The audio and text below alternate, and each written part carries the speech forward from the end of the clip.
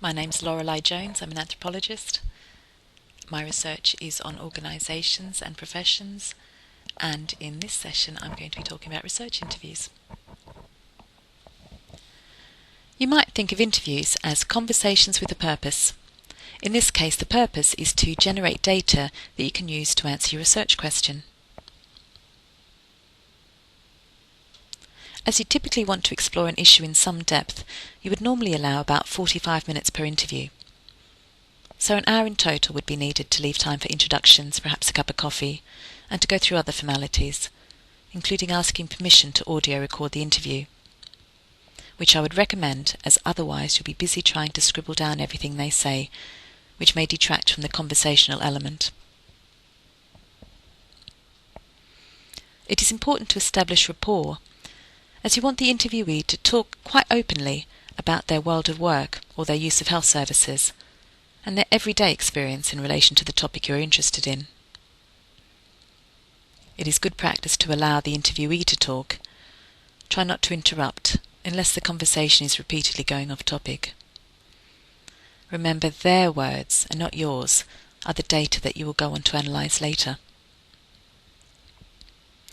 Equally, it is important to follow up on any key points the interviewee might have said during the interview. When reading back the transcript of the interview afterwards, you may find it frustrating if the interviewee had said something that you now recognise as important, but did not follow up on at the time.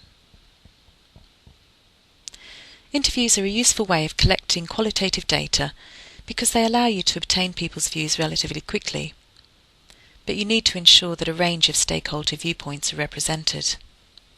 Returning to the example of medication safety, you may want to include pharmacists, doctors and nurses, as well as middle and senior managers, as all are likely to see interventions in this area differently. Interviewees are often time poor, so you may not get as long as you'd hoped for when preparing for the interview. So you need to prioritise your questions accordingly. The time and cost of transcribing interviews is relatively high. Transcribing a minute of speech professionally will cost £1 or more, so you would need to allow £60 to £80 per interview.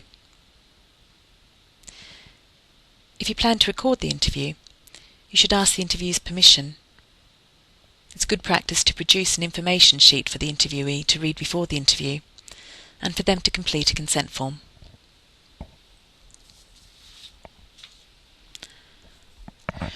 The conversation is normally structured using a topic guide, a list of questions you'd like to ask them.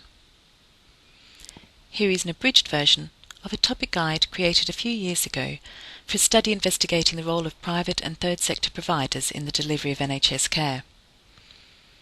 There are 3 main parts to a topic guide: an introduction, the topics for discussion, and a procedure for the conclusion of the interview. The first, general information, is a reminder to write down background information about the interviewee, including their job title, time in the organisation, time in the particular role, and perhaps their previous role. It is good to include this general section to put everyone at ease by starting with some relatively easy questions. Then within each broad topic area, you would want to create a set of questions to ask the interviewee. You really have to play it by ear, using the topic guide to steer the conversation towards what you are interested in, but also paying attention to what the interviewee says, and responding to that, or probing further, so that it becomes a fruitful conversation, and not merely running through a predetermined script. And don't expect to cover every single question. It should be seen more as a guide for your conversation. The end of the interview is a good opportunity to request further information you might want while the person is there, such as documentary sources or access to routine data that may help with your evaluation.